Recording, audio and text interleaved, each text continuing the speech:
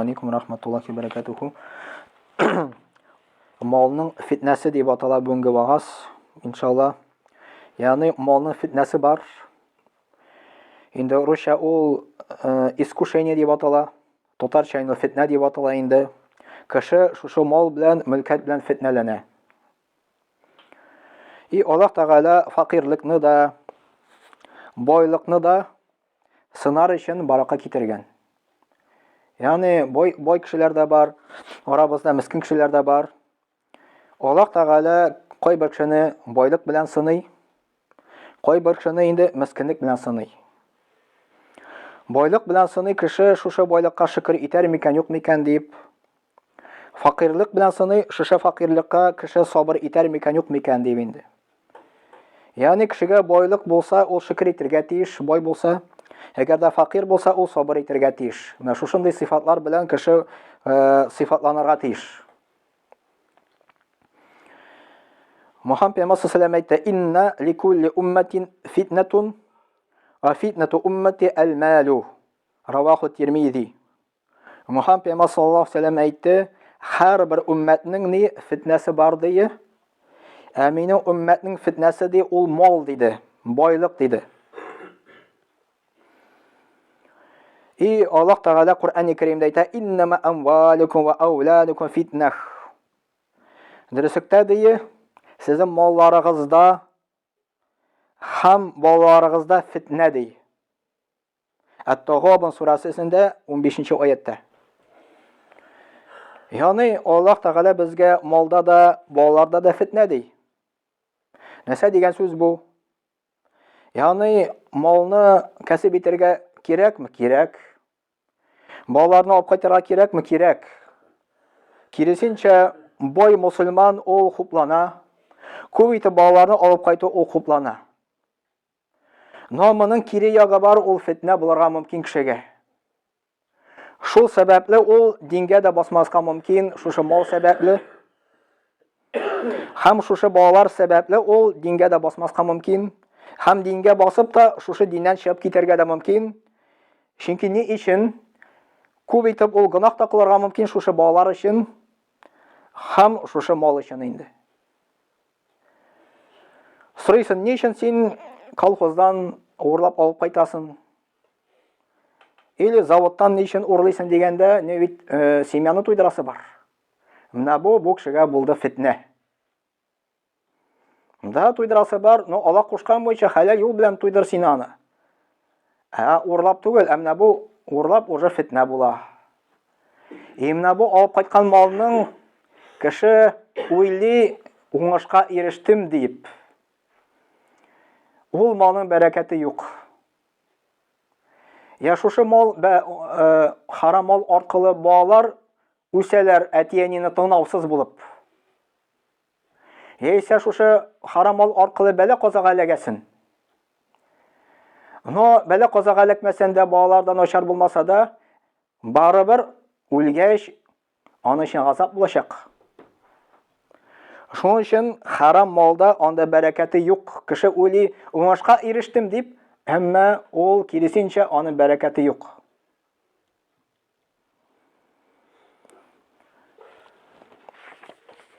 Анда Аллаһ Субханаһу Тәгалә Куръан-ы Кәримдә әйтә: "Аъузу биллаһи минәш шайтанир раҗим. Алхакумут такасур. Хатта зуртумул мaqabir." Ягъни мал, мөлкәт белән шөгыльләнү ди, сезне алдады ди. Хатта кабергә кергәнче дип, каберләргә кергәнче. Ягъни кеше малга алдана. Кабергә кергәч уже соң була. Алданганын аңлый башлый кабергә кергәч Аллаһ Тәгалә әйтә. Менә бу кабер тормышы турында Аллаһ Тәгалә әйтә инде. Кабергә кергәч үк кеше алданганын уже аңлый башлый, но уже кире кайту юк соң.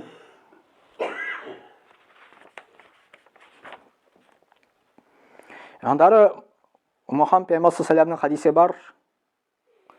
Юсбиху ар-раҗулу муъминан ва юмси кафиран. Ау юмси муъминан ау юсбиху кафиран.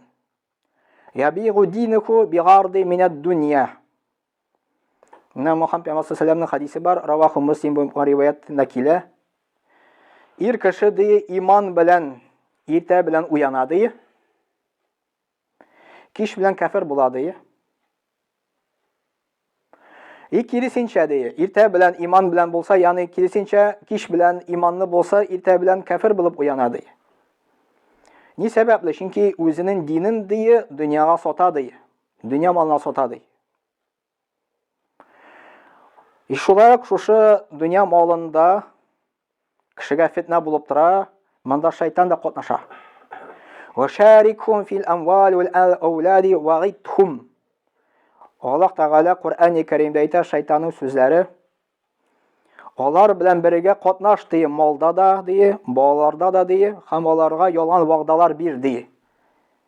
Ягъни шайтан катнаша.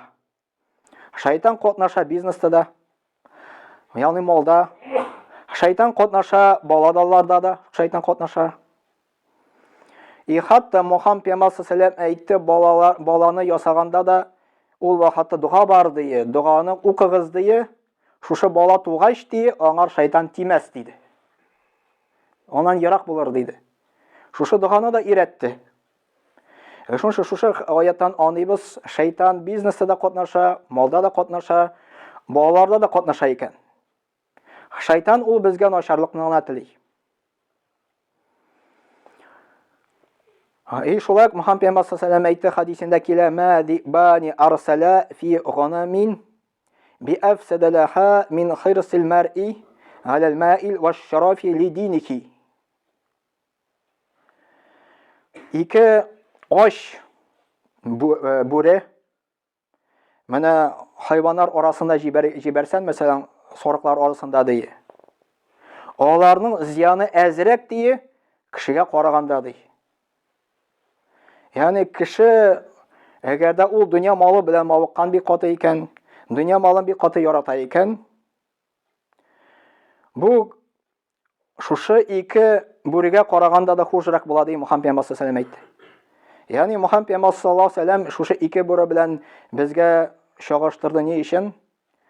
Ике бүрене җибәрсән сарыклар арасында, алар без беләбез инде, алар зыян китергә мөмкин. Шушы сарыкларга инде. Әмма динсез кеше, инде дөньяны ярата торган кеше, малны бик каты ярата торган кеше, шушы ике бүрегә караганда да хужрак дие Мөхәммәд пәйгамбәр саллаллаһу алейһи әйтте. Аның зыяны күбрәк дие Мөхәммәд пәйгамбәр саллаллаһу алейһи әйтте. Шулай Мөхәммәд пәйгамбәр саллаллаһу алейһи хадисе бар: "Лау кана либни адама вадиян мин малин лабатага салисан ва ла ямлау жауфа ибн адама илля тураб." Менә шушы хадисне бүген мин сезгә укыган идем. Адам баласына Мөхәммәд пәйгамбәр саллаллаһу алейһи әйтте: "Бер үзән, ягъни ике үзән алтын белән тутырсан, ягъни мал белән тутырсан, ул аны белән канагать түгел ди. Ул өченчесен теләр иде ди. Адам баласының инде карнын тутыра ала ди только менә шушы җир дип әйтте, ягъни үлгәч." Мөхәммәд пәйгамбәр саллаллаһу алейһи әйтте: "Мин ди сезнең өчен факирлыгы өчен курыкмыйм ди. Вәләкин мин сезнең өчен куркам ди, что сезгә дөнья ачылыр ди. Сез шушы дөнья малы белән бер-берегез белән ярышырсыз ди. Менә шуннан куркам мин ди", Мөхәммәд пәйгамбәр саллаллаһу алейһи әйтте. Шулай Мөхәммәд пәйгамбәр саллаллаһу алейһи хадисендә килә: "Ядхулу фуқараул муслимина аль-джаннah qabla aghniyaihim bi nisfi yawmin wa huwa 500 gham." Мөхәммәд пәйгамбәр саллаллаһу алейһи әйтте, кыямәт көнендә факирлар, мусульман факирлар дие, байларга караганда дие, мусульман байларга караганда дие, ярты көн алданрак дие, җумака керерләр дие. Ярты көн ул дие 500 ел диде. Менә шушы хадистә Раваху Тирмизи бу хадисне китә, Мөхәммәд пәйгамбәр саллаллаһу алейһи әйтте: "Факир мусульманнар бай мусульманнарга караганда ижмакка итәрәк керәчәкләр 500 елга." Ни өчен дигәндә, шушы байлык өчен җавап бирәсе була Аллаһ каршында.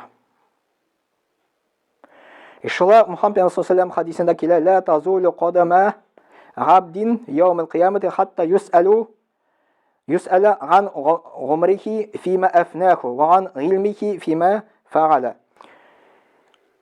ва ган малихи мин айна иктасабаху." وفيما أنفقه وعن جسمه فيما أبلاه. Раваху Тирмизи bu hadisni китерә. Кыямәт көнендә ди, адәм баласының аяклары ди кузгалмас. Хатта шушы 4 нәрсә соралмыйча.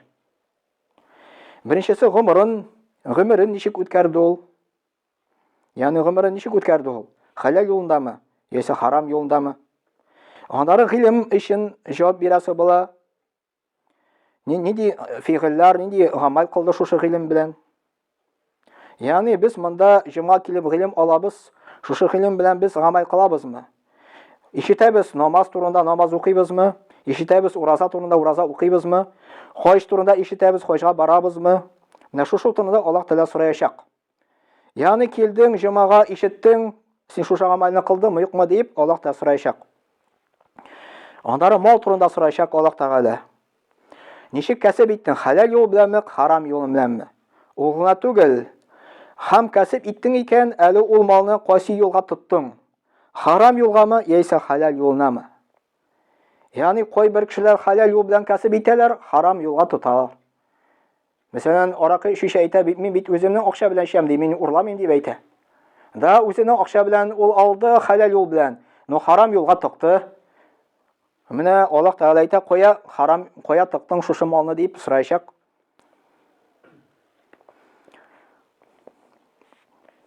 Но шушы мал мөлкәт дигәндә инде без уйлыйбыз инде бу харам дип, байлык харам дип, юк, байлык харам түгел. Безнең динебез аңар өйрәтми. Киресенчә, безнең динебез өйрәтә бай бул, но байлыкны закатын түлә. Шушы байлык өчен Аллаһка рәхмәтләр әйт. Кемдер уйларга мөмкин, инде мин хәзер көне мәчеттә булырга тиеш, мал мөлкәт артыннан чыкмаска тиеш, инде кәсеп итмәскә тиеш, бу ялгыш була. Бу ялгыш була. Мәчеткә дә барырга кирәк, үзенең вакыты бар. Эшне дәшләргә кирәк, үзенең вакыты бар. Байлыкта да ул үзенең юлын чыгара икән, халал юлына, ул да бик зур хуплана торган кеше була инде. Ни өчен дигәндә, чөнки үзенең байлыгын Аллаһ юлында ул кәсеп итә. Бай кеше мәчет сала ала. Бай кеше юл төзәли ала. Бай кеше шифахана сала ала. Но шушы байлык ул йөрәгенә кирмәскә тиеш дигән. Ул аның кесәсенә булсын. Намазын вакытында укысын, закатын түләсен. Ул байлыгы кесәсендә булсын, йөрәгендә булмасын. Менә безнең динебез шундый рәвештә өйрәтә байлыкка караш. Субханакалла бихамдик, ашһаду ан ла илаха илля анта, астагфирука ва атубу илейк. Вассамиу дуа.